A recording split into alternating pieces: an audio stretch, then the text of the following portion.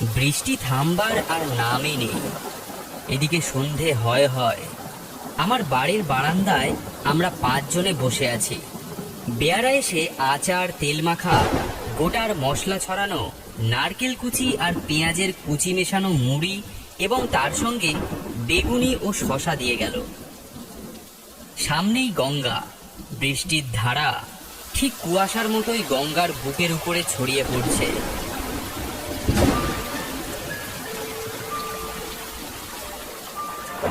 ওপারে কোথায় আকাশ আর জলের সীমা কিছুই বোঝার জো নেই।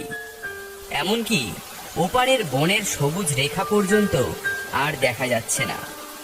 গঙ্গা জলের উপরে বৃষ্টির ধারা পড়েই চলেছে। একখানা পানসি ঠিক অস্পষ্ট স্বপ্নের মতো জেগে উঠে আবার অদৃশ্য হয়ে পড়ছে। নৌকাগুলোর দেহ যেন ছায়ার মায়া দিয়ে গড়া। তাদের যেন দেখা যায় কিন্তু ছোঁয়া যায় না। শ্যামচন্দ্র একমুখো মুড়ি মুখে পুরে গঙ্গার দিকে ফিরে চিবাতে চিবাতে অস্পষ্ট স্বরে বলল, আজ চারিদিক রহস্যের ঘেরা টোপে ঢাকা। ওই দেখো না, নৌকাগুলো ভেসে যাচ্ছে, ঠিক যেন ভুতুড়ে নৌকার মতোই। রামচন্দ্র চারিদিকে একবার চোখ বুলিয়ে নিয়ে মুখের ভেতর টপ করে একখানা বেগুনি পুড়ে দিয়ে বললেন, আজকে চারিদিক তাকিয়ে মনে হচ্ছে হ্যামলেটের বুড়ো বাবার প্রেতাত্মা যেন দেখা দিলেও দিতে পারে। মানিকলাল বলল, এমন বাদলায় দল বেঁধে ইলেকট্রিক লাইটের তলায় সোফা কোচে বসে ভূতের গল্প শুনতে ভারী লাগে। তোমরা কেউ কি কখনো ভূত দেখেছো?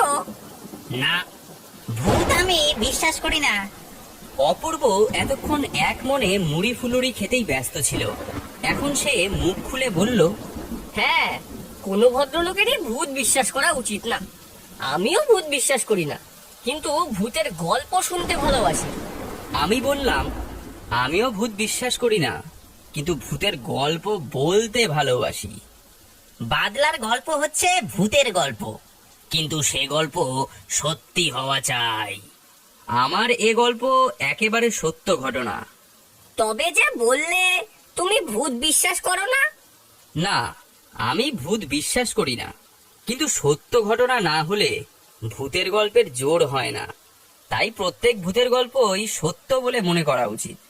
আচ্ছা, যে গল্পটা তুমি বলবে সেটা কার মুখে শুনেছো? কারোর মুখে শুনিনি, এ গল্প আমার নিজের গল্প। মুড়ি ফুলুরি ফুরোলো, বেয়ারা চায়ের ট্রে নিয়ে আসছে। সন্ধ্যার অন্ধকারে চারিদিক ছেয়ে গেছে। আকাশের চাঁদ তারা মেঘের চাদর মুড়ি দিয়েছে। হু হু করে ঝোড়ো হাওয়া বইছে, ঝুপ ঝুপ করে বৃষ্টি পড়ছে। গঙ্গা কাতর আর্তনাদ করছে, আর নদীর তীরে জনপ্রাণীও নেই। এই তো ভূতের গল্প শুনবার সময়, কিন্তু এমন গল্প শুনতে চাই যাতে গায়ে কাঁটা দিয়ে ওঠে। গায়ে কাঁটা না দিলে, বুকটা ভয়ে ছ্যাঁত ছ্যাঁত না করলে ভূতের গল্প শুনে আরাম হয় না। ভূত বিশ্বাস করি না, কিন্তু এই ভয় পাওয়ার আরামটুকু ভারী মিষ্টি লাগে। চায়ের পেয়ালায় তাড়াতাড়ি গোটা কয়েক চুমুক দিয়ে আমি আরম্ভ করলাম। কালীপুরে আমার দেশ। আমি কলকাতায় জন্মেছি। ছোটবেলা থেকে এখানেই মানুষ হয়েছি। দেশে ভারী ম্যালেরিয়া বলে বাবা আমাকে কখনো দেশের মাটি মারাতে দিতেন না, কিন্তু দেশকে আমি বড়ই ভালোবাসি। কলেজে যখনই কেউ আমার দেশ কি ও আমার দেশের মাটি প্রভৃতি গান গাইতো, তখনই দেশের জন্য আমার প্রাণ কেঁদে উঠত। তাই গেল বছরে একদিন আমার দেশকে দেখতে গেলুম। শুনেছি দেশে আমাদের ভিটে এখনো আছে। বাপ পিতামহের ভিটের উপরে 2 ফোঁটা চোখের জল ফেলে আসব, এই ছিল আমার মনের ইচ্ছা। কালীপুরে স্টেশনে গিয়ে যখন নামলুম, তখন সন্ধে উতরে গেছে।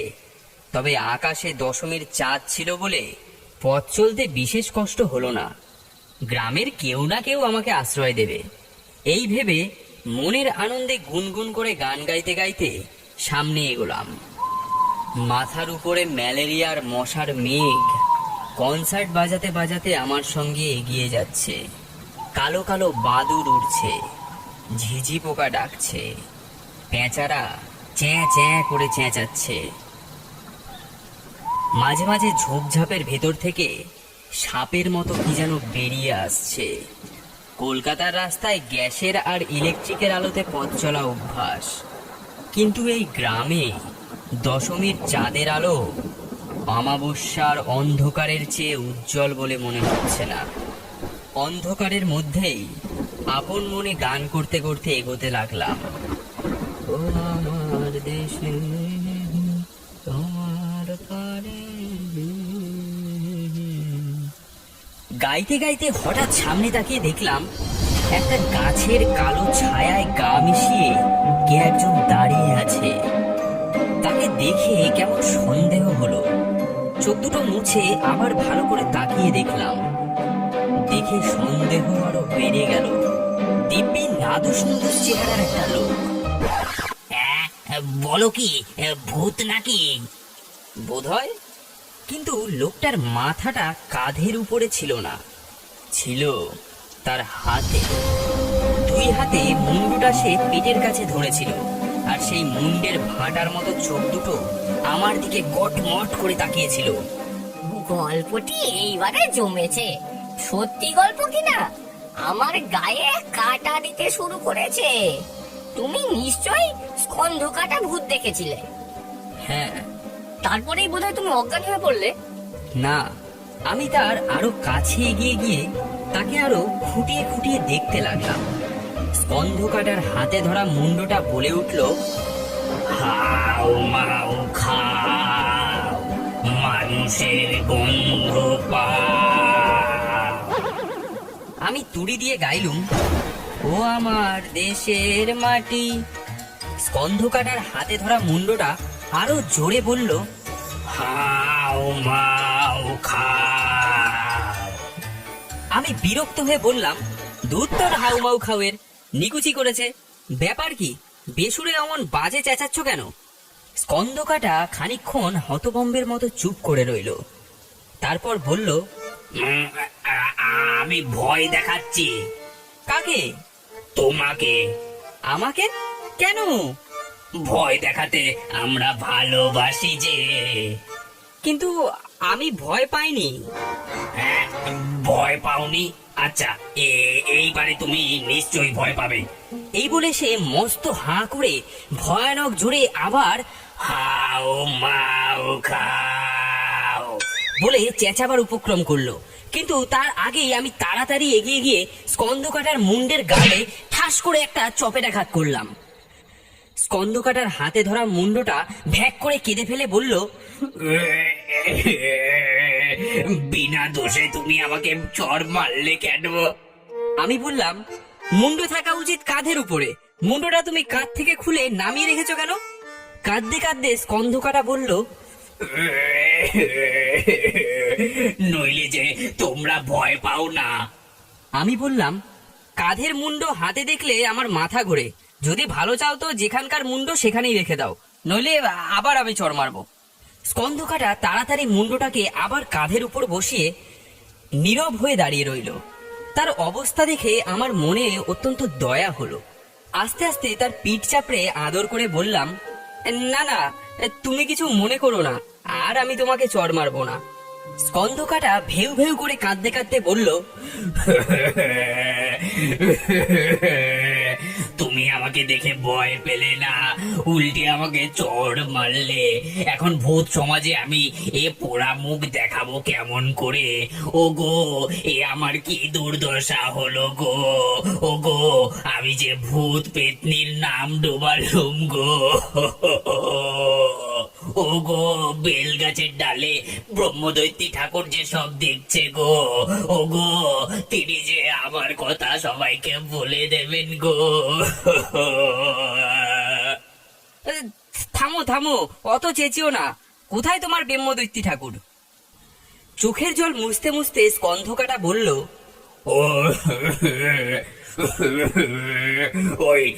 ওই বেল গাছটার ডালে। পাশেই একটা বেল গাছ, তার একটা মোটা ডালে উবু হয়ে বসে সাদা ধবধবে পইতে পড়ে একজন মিশকালো লোক গড় গড় করে হুকোয় তামাক খাচ্ছে। আমি বললাম, প্রণাম হই ব্রহ্মদত্তি ঠাকুর, সব শুভ তো? হুকুর আওয়াজ থেমে গেল। উপর থেকে হেঁড়ে গলায় প্রশ্ন এলো, তুমি কে হে? নিবাস কোথায়? আগে আমি চন্দ্রনাথ চট্টোপাধ্যায়, নিবাস কলকাতায়। এখানে মরতে এসেছো কেন বাবু? ব্রহ্মদৈত্যের কথায় আমার ভারী রাগ হলো। আমি বললাম, কি রকম লোক মশাই আপনি? ভদ্রলোকের সঙ্গে কথা কইতে জানেন না? আমি কথা কইতে জানি কি না জানি তা নিয়ে তোমার মাথা ঘামাতে হবে না।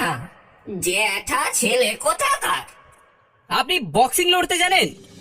বক্সিং? সে আবার কি? গাছের ডাল থেকে নেমে এসে দেখুন না, তাহলেই বুঝতে পারবেন। না না, আমি নিচে নামতে পারবো না। আমার পায়ে গাঁটের ব্যথা হইয়াছে। আমি এখন এইখানে বসে তামাক খাবো। তাহলে আমি নিচ থেকেই আপনাকে থানির ছুঁড়ে মারবো। ব্রহ্মদত্তি এইবারে হাঁ হাঁ করে হেসে উঠলেন। বেশ বেশ ছোকরা, তোমার মিষ্টি কথা শুনে ভারী খুশি হলুম। তোমার বাবার নাম কি? আগে সূর্যনাথ চট্টোপাধ্যায়, তার জন্ম এই কালীপুরেই। আমার পিতামহের নাম ভাস্করনাথ চট্টোপাধ্যায়। বলো কি, তুমি ভাস্করের নাতি? আরে আরে, এতক্ষণে কথা বলতে হয়? তুমি আমাদেরই ঘরের ছেলে হে। ভাস্করের বাপ শশীনাথ যে আমার প্রাণের বন্ধু ছিল। তা খবর সব ভালো তো? আগে হ্যাঁ, আপনার আশীর্বাদে আপাতত সব মঙ্গল। তা স্কন্ধকাটাকে তুমি কি বলেছ? ও কাঁদছিল কেন? আগে স্কন্ধকাটা আমাকে ভয় দেখাতে এসেছিল, তাই ওকে আমি একটা চড় মেরেছি। অন্যায় করেছো, ভারী অন্যায় করেছো। দেখো, তোমরা পৃথিবীতে এখন সশরীরে বর্তমান আছো। কত দিকে কত আনন্দ নিয়ে মেতে থাকতে পারো, কিন্তু ভূত বেচারাদের ভাগ্যে সেসব কিছুই নেই। তাদের আনন্দ লাভের একটি মাত্র উপায় আছে, আর তা হচ্ছে তোমাদের ভয় দেখানো। তোমাদের ভয় দেখিয়েই তাদের সময় মনের সুখে কোন রকমে কেটে যায়। কিন্তু তোমরা আজকালকার কলেজের ছোকরারা দুপাতা ইংরেজি পড়েই ভূতের প্রেতের ডোন্ট কেয়ার করে দাও। এই সেদিন মামদো ভূত এসে আমাকে তার দুর্দশার কাহিনী বলে গেল। সে কাহিনী শুনলে চোখে আর জল রাখা যায় না। কে এক ছোকরা নাকি ডাক্তারি পড়ে, মরা কেটে কেটে তার বুক থেকে ভয় চলে গিয়েছে। এক রাতে সে ঘুমোচ্ছিল, এমন সময় মামদো তার ঘরে গিয়ে হাজির। মামদো যে তার খাটের সামনে গিয়ে দাঁড়িয়েছে, ছোকরার ঘুম অমনি গেল ভেঙে। মামদোর প্রথমটা মনে হলো ছোকরা ভয় পেয়েছে, কারণ সে মামদোর দিকে এক দৃষ্টিতে তাকিয়ে রইল। মামদো তার দিকে চোখ যতটা পারে পাকিয়ে কট মট করে তাকালো। ছোকরা তখন ডান পাশ ফিরলে মামদো সেই পাশে গিয়ে হাজির। ছোকরা তখন শুধলো, কি চাও তুমি? মামদো কোনো জবাব না দিয়ে আরো বিশ্রী ভাবে তাকালো। তারপর যা হলো তুমি শুনলে বিশ্বাস করবে না। ছোকরা মামদোর দিকে আবার খানিকক্ষণ তাকিয়ে থেকে বলল, দেখো, তোমার যদি আর কোনো কাজ না থাকে তবে তুমি ওইখানে চুপ করেই দাঁড়িয়ে থাকো। আমার অন্য কাজ আছে, অর্থাৎ আমি এখন ঘুমাবো। বলেই সেই পাজি ছোকরা আবার বাপাস ফিরে ঘুমিয়ে পড়ল। বলো তো, এরপরে আমাদের ভয় দেখানোর সুখটুকুই বা কোথায় থাকে, আর আমাদের মুখ রক্ষাই বা হয় কেমন করে? তুমিও দেখছি ওই দলেরই লোক।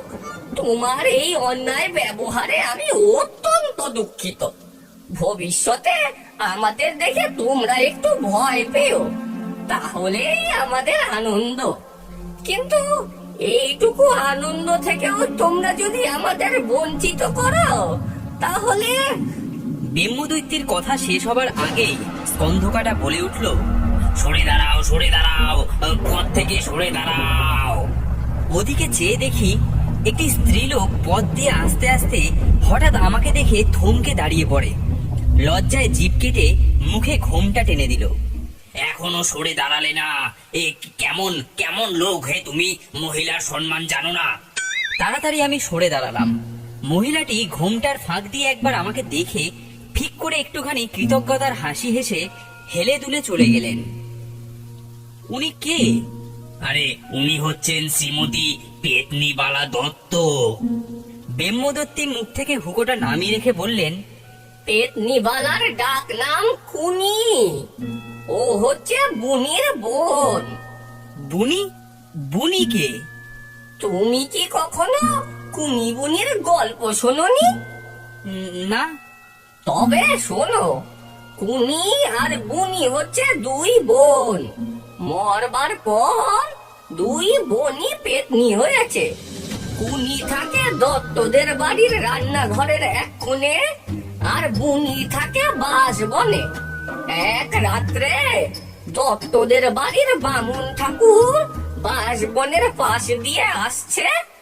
এমন সময়ে বুনি বনের ভিতর থেকে বেরিয়ে এসে তার পথ জুড়ে দাঁড়ালো। পেতনি দেখেই তো বামুন ঠাকুর একেবারে ভয়ে আড়ষ্ট। কিন্তু বুনি সেদিন বামুনকে ভয় দেখাতে আসেনি। সে খালি বললে, বুনিকে বলো বুনির বেটা হয়েছে। সুমুখ দিকে গুড়মুড়ো, তার পিছন দিকে পা, একবার বলে দিও তো গা।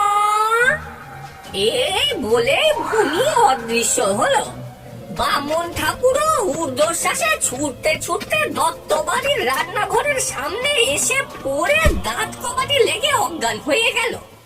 সকলে তার চোখে মুখে জল দিয়ে তাকে আবার চাঙ্গা করে তুলল।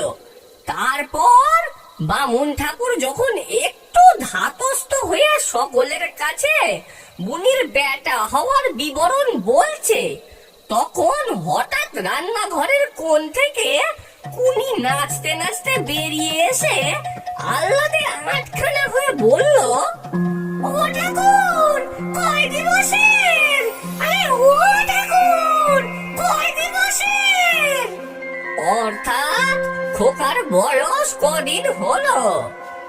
এবারে দত্ত বাড়ির সবাই ভয়ে অজ্ঞান হয়ে গেল। আজ যাকে দেখলে ও হচ্ছে সেই কুনি, বুনির সঙ্গে দেখা করতে চলেছে। কুনি ভারী লজ্জাবতী। অচেনা লোক দেখলে ঘোমটা টেনে দেয় আর ঘোমটার ভেতর থেকে ফিক ফিক করে হাসে। কথায় কথায় রাত বেড়ে যাচ্ছে দেখে আমি বললাম, আপনার সঙ্গে আলাপ করে বড় আনন্দিত হলাম। তাহলে আজ আমি আসি। সে কি, এই রাত্রে কোথায় যাবে? তার চেয়ে বেল গাছের ডালে এসে বসে দুদণ্ড বিশ্রাম করো। আগে আমি এখনো জ্যান্ত আছি। বেল গাছের কাটা আমার সহ্য হয় না। আমি আমার পৈতৃক ভিটে বাড়ি দেখতে এসেছি। আরো কত দূর যেতে হবে একটু বলতে পারেন? তোমাদের ভিটে? ওই যে হাত 15 তফাতে চেয়ে দেখো, ওই যে উঁচু ঢিপিটা দেখছো, ওইখানেই আগে তোমাদের বাড়ি ছিল। এখন ওখানে গোভূতেরা থাকে। মানুষ দেখলে তারা ভয় দেখায় না, একেবারে গুটিয়ে দেয়। তাহলে আজ রাতটা আমি স্টেশনেই কাটিয়ে দেবো। গোভূতেদের আমি পছন্দ করি না।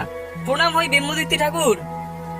এই বলেই আমি চলে আসতে যাব, এমন সময় স্কন্ধকাটাটা আবার আমার সামনে এসে কাকুতি মিনতি করে বলল, দোহাই দোহাই তোমার দুটো পায়ে পড়ি, অন্তত যাওয়ার সময় আমাকে দেখে দয়া করে একবার ভয় পেয়ে যাও, নইলে ভূতেরা কেউ আমাকে মানবে না। আচ্ছা আচ্ছা, আমি আমি খুব ভয় পেয়েছি।